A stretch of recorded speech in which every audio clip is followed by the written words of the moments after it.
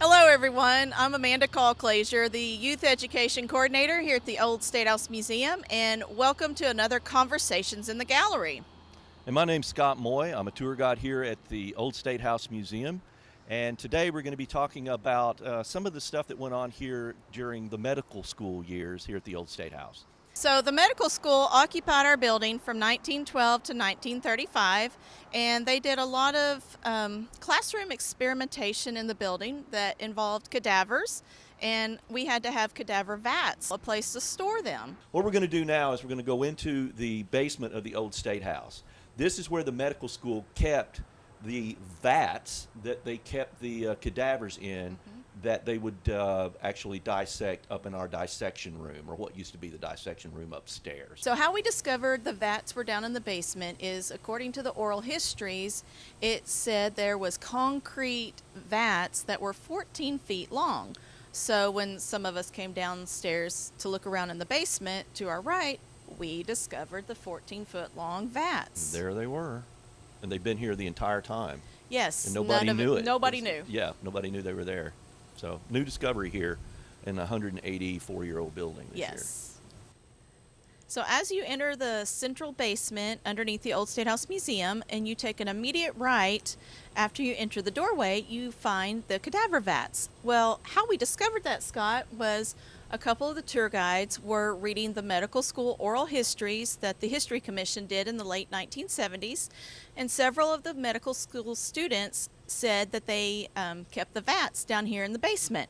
And Scott, I happen to be sitting on top of the vat. Where did the cadavers come from? They got them from a number of sources.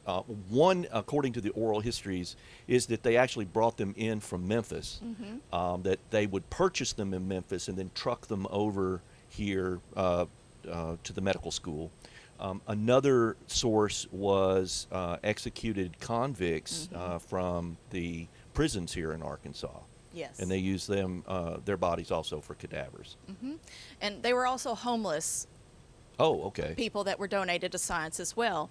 And I read in some of the oral histories that some of the cadavers had been electrocuted, from the prison system. So they worked on those as well.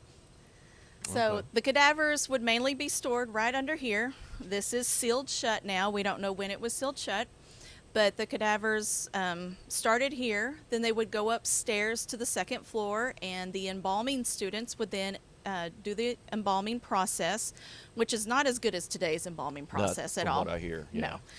And then the students would either hang them from the ceilings, we read in the oral histories, or they would put them in a second vat up on the second floor until it was time for the dissecting students to get them.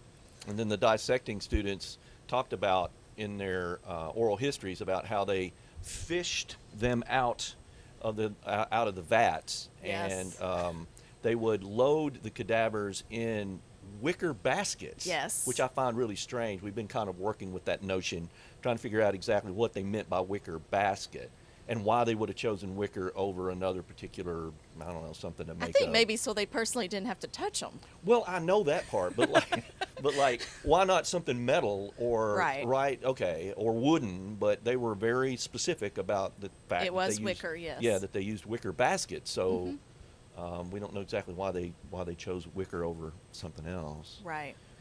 But anyway, so they would haul the bodies or the cadavers up to the dissecting lab in wicker baskets. And one of the doctors talked about how one year his class lost 5 Yes. students Yes. because they had to haul these cadavers up, and it just grossed them out so much that they actually dropped out of med school.